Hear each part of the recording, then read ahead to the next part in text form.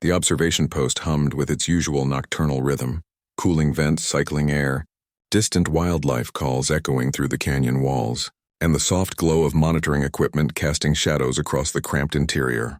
Lyra sat cross-legged on her bedroll, reviewing the day's data on her portable screen, when she first felt the gentle tug at her jacket hem. She didn't look down. Not yet. The Cravathi cubs had been circling her station for 3 nights now, ever since their mother had been killed by a rock slide during the storm. Lyra had reported it to the Conservation Council, of course, but rescue wouldn't arrive for another week.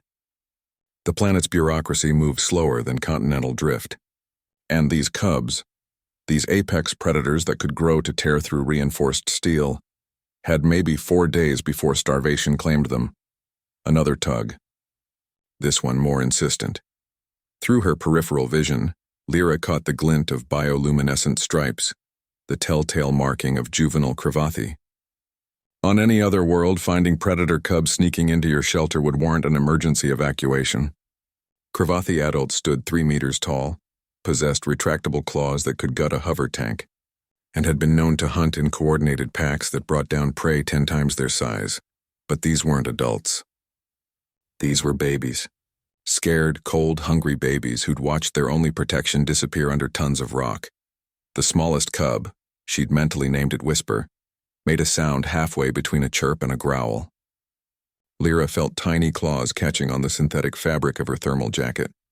She kept her eyes on the screen, watching lines of data scroll past without really reading them. Just let them settle, she thought. One wrong move and they'll bolt. Humans had a reputation in the galactic community. They were the species that refused to follow sensible survival instincts. They were the ones who saw something dangerous and thought friend-shaped before threat detected. The Galactic Safety Commission had 14 volumes dedicated entirely to human incidents involving fauna that should have been left alone. Lyra would probably end up as a footnote in volume 15, something warm and furry pressed against her ribs. Then another weight settled on her opposite side.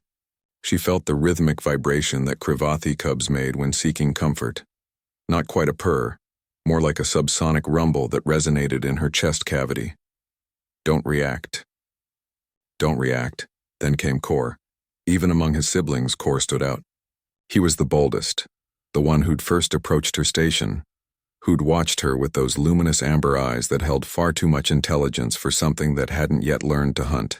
Where Whisper and the others were hesitant, Kor was determined. She felt him climbing. His small claws found purchase on her jacket, and he scrambled up with the clumsy enthusiasm of youth, his warm body pressing against her stomach as he burrowed beneath the insulated fabric. Lyra's breath caught. The jacket wasn't designed for passengers, and now she had at least 4 cubs wedged against her torso, their combined body heat turning her microclimate regulator into overdrive. Kor's head emerged near her collar, his snout pushing past the zipper until his face was mere centimeters from her chin. His breath came in small puffs of condensation in the cool air. Those eyes, ancient and knowing despite their youth, locked onto hers. "I see you," those eyes seemed to say. "I know you're awake. I know you're letting us." Lyra held perfectly still. In the wild, maintaining eye contact with a Cravathi was considered a challenge, a declaration of combat. But Kor didn't snarl or bare his teeth. Instead, he made a small questioning sound, a trill that rose at the end like an inquiry. "Are you safe?" it seemed to ask. "Can we trust you?" Slowly, carefully, Lyra let out the breath she'd been holding. "Yeah, little one," she whispered, her voice barely audible over the station's ambient noise. "You can stay." Kor's ear twitched, the Cravathi equivalent of acknowledgement, and he tucked his head beneath her chin, settling into the crook of her neck.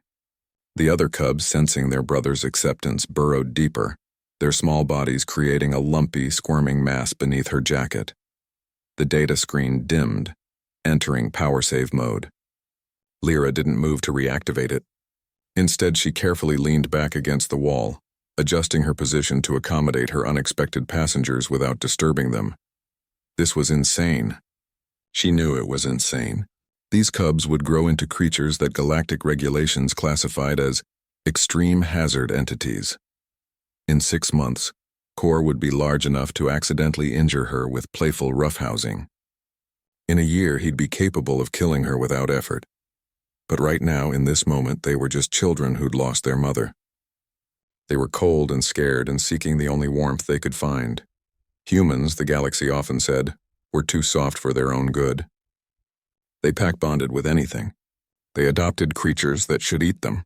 They looked at evolutionary perfection designed for killing and said, "But what if we gave them scritches?" Lyra felt Kor's breathing slow, deepening into the steady rhythm of sleep. One by one, the other cubs followed, their rumbling subsiding into peaceful silence. The weight of them pressed against her, solid, real, trusting in a way that defied every survival instinct their species possessed. Tomorrow, she'd figure out how to feed them. She'd rig up a formula from the protein synthesizer. Maybe try to hunt some of the local herbivores to supplement their diet. She'd contact the council again, demand an expedited rescue, threaten to file a formal complaint if necessary. Tomorrow, she'd be responsible and sensible. But tonight, in the quiet darkness of the observation post, with 4 predator cubs sleeping beneath her jacket, Lyra allowed herself a small smile. She lifted one hand, slowly, carefully, and rested it on the warm bundle pressed against her chest. "Sleep well, little killers," she murmured. "You're safe now." Kor's paw twitched in his sleep, claws extending briefly before retracting. Even in dreams, he remained close, anchored to the human who'd chosen compassion over caution. The galaxy would call her foolish. The Safety Commission would file another report.